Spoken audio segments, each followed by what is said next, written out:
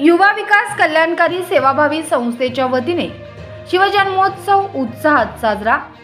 युवा विकास कल्याणकारी सेवाभावी संस्थेच्या वतीने शिवजन्मोत्सव 2025 मोठ्या उत्साहात साजरा करण्यात आला। यावेळी कार्यक्रमाचे प्रमुख पाहुणे म्हणून अजितराव घोरपडे व कार्यक्रमाचे अध्यक्ष म्हणून डॉक्टर रवींद्र आरळी उपस्थित होते। संस्थेचे संस्थापक अध्यक्ष युवराज शिंदे यांनी उपस्थित मान्यवरांचे स्वागत करून संस्थेच्या कार्याविषयी माहिती दिली। छत्रपतींचे आचार विचार जपून आदर्शवत सामाजिक बांधिलकी जपत समाजासाठी युवा विकास कल्याणकारी सेवाभावी संस्था काम करीत असल्याचे त्यांनी नमूद केले।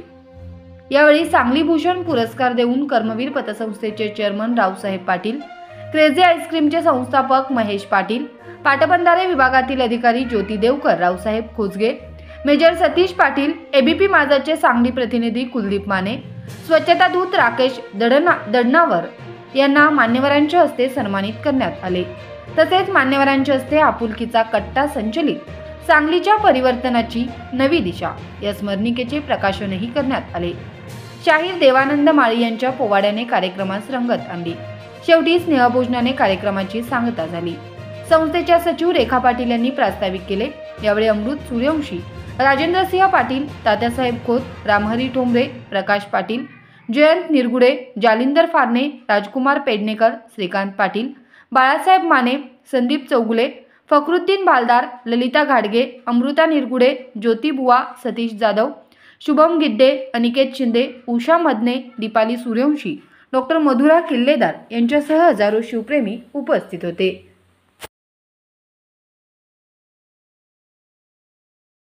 देशाची पहिली पावती आहे असं मी समजतो।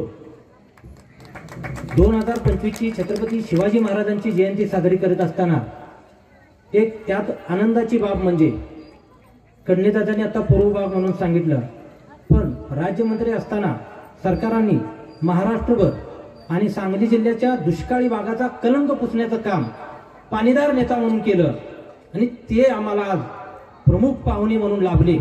ही माझ्यासाठी आमच्या संस्थेसाठी स्वाभिमानाची गोष्ट। त्यांना या पुढील काळातही अशाच पद्धतीने हा कार्यक्रम सातत्याने चालू राहावा यासाठी प्रोत्साहन देणं गरजेचं आहे। आज या ठिकाणून फक्त बोलूया, पण उद्यापासून प्रत्यक्ष काय जे घडेल ते करून दाखवूया आणि या माध्यमातून हा कट्टा सतत बोलता राहिला पाहिजे। समाजाच्या मनातील काही कल्पना हे पुढे आल्या पाहिजेत। या संस्थेचे अध्यक्ष आमचे मित्र माननीय युवराज शिंदे सर,